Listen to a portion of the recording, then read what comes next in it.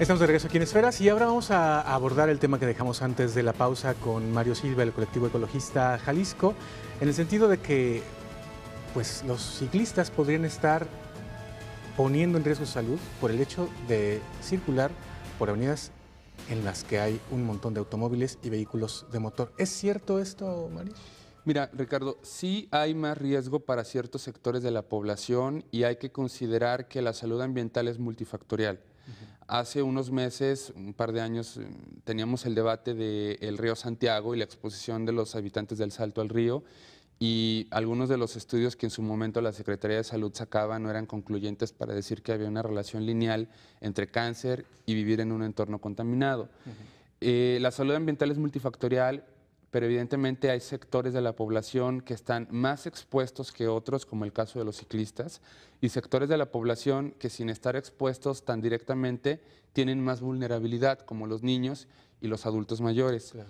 En el caso particular de los niños, pues los pulmones terminan de desarrollarse hasta los 18 años y un niño puede incorporar a su organismo hasta 7 veces más un contaminante vía respiración que un adulto. No tienen las defensas desarrolladas, ¿no? No tiene las defensas desarrolladas, pero también sus pulmones son más pequeños y por ende pues hace una mayor repetición de inhalaciones que un adulto o una persona entre 20 o 50 años. Ese es un sector de la población altamente vulnerable a la calidad del aire. Y en particular ya de sectores que por su actividad o por su condición en la infraestructura urbana se encuentran más desprotegidos que otros. El primer lugar lo tienen los peatones que esperan transporte público y en segundo lugar encontramos a los ciclistas. Y en el caso particular de los ciclistas tendríamos que hablar de ciertas avenidas o de ciertas vialidades y sectores de la ciudad. No es lo mismo recorrer Avenida Vallarta en el tramo de Chapultepec hacia la Minerva, donde encontramos que la proporción de áreas verdes es la que la Organización Mundial de la Salud establece como óptimo para vivir en un entorno con cierto equilibrio ambiental, que recorrer Javier Mina del Parque de la Solidaridad hacia la Calzada de Independencia, donde tenemos poco arbolado, mucho suelo erosionado y la calidad del aire afectará pues con más fuerza que una zona donde tienes árboles que capturen contaminantes y produzcan oxígeno. Entonces, tenemos que revisar las diferentes vías ciclistas. Sabemos que los ciclistas no solo están en las ciclovías, están en muchas de las calles de la ciudad. De hecho, hay muchos de ellos que no usan las ciclovías como tal, sino vialidades importantes. Y bueno, sí, efectivamente, pues tienen más exposición o una exposición más inmediata. Claro, y no es lo mismo andar en bicicleta en Miravalle, donde se suele concentrar este caldo de cultivo de enfermedades y de contaminación, que andar en bicicleta, por ejemplo, en Los Colomos, ¿no? Por ejemplo, sí, ese es un caso muy particular y muy relevante en Miravalle.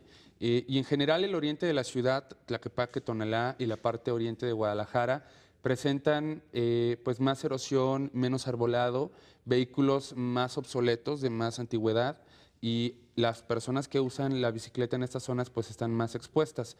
Pero repito, es más la exposición que tiene el usuario del transporte público, no solo esperando el camión, Ricardo, también al interior de las unidades. En el año 2009, el colectivo ecologista Jalisco, junto con otras organizaciones, hicimos unas auditorías al transporte público, cerca de 500 auditorías a el 10% del parque del transporte público. Y encontramos que una gran cantidad de unidades tienen fugas en el escape y esas fugas van a dar al interior de las unidades. Entonces, no solo es el riesgo del chofer grosero que te pueda matar, sino también que vas en tu trayecto de 20, 30 minutos inhalando la mala combustión que no va a dar hacia el exterior, sino da al interior de la unidad. Eso me recuerda, por ejemplo, que ha habido casos de, por cierto, en moteles, de gente que se suicida, o más bien que se muere sin quererse suicidar, porque dejan el escape abierto del coche en la parte de abajo, en el motel. Es decir, estamos hablando de verdad de gases tan contaminantes como para causar la muerte. Sí, claro, el monóxido de carbono es un gas muy nocivo para la salud humana. Es uno de los principales responsables de las infecciones respiratorias agudas, las IRAS, o de las enfermedades EPOC, que es esta combinación entre bronquitis y enfisema. Y como te decía hace un momento, pues sobre todo adultos mayores, niños y mujeres en edad reproductiva o que estén embarazadas, pues son más vulnerables a vivir en una ciudad como esta. Yo quisiera invitarles a hacer una reflexión en una metáfora muy particular. Ninguno de nosotros tomaría un vaso de agua del río Santiago o del agua de Chapala. No, ni siquiera Javier Treviño. Bueno, el famoso Buches Treviño no lo haría. Pero, ¿por qué si respiramos aire sucio? No tenemos la opción de decir, yo vivo en Miravalle y no quiero respirar aire sucio. Es un derecho humano, merezco estar en un medio ambiente sano.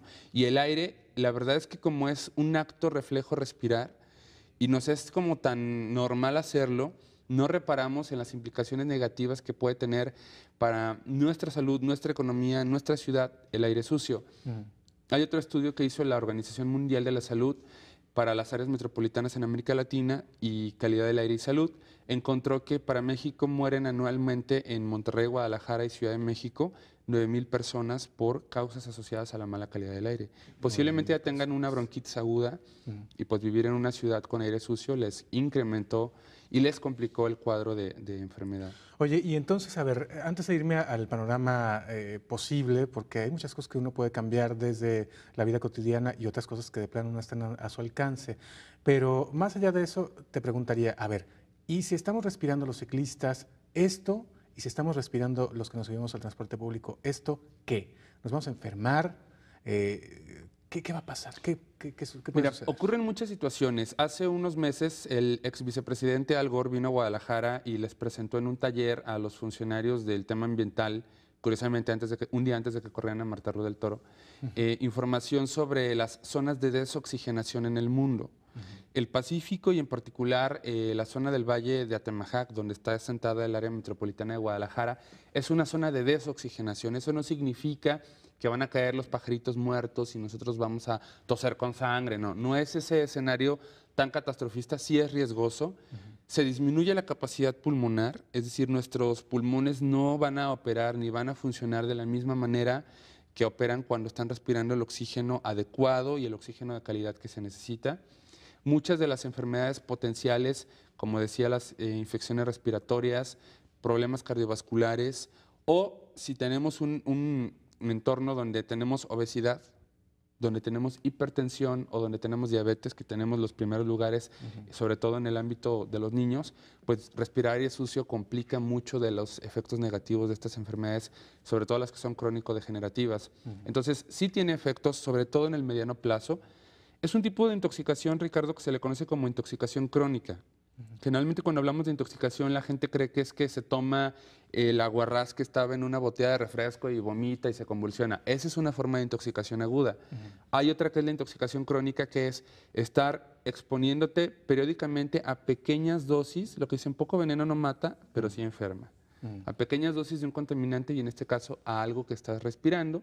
Y bueno, si nosotros nos hacemos exámenes de metales pesados en sangre, con toda seguridad los habitantes de la metrópoli tenemos la mayoría, pues un porcentaje de metales pesados en sangre.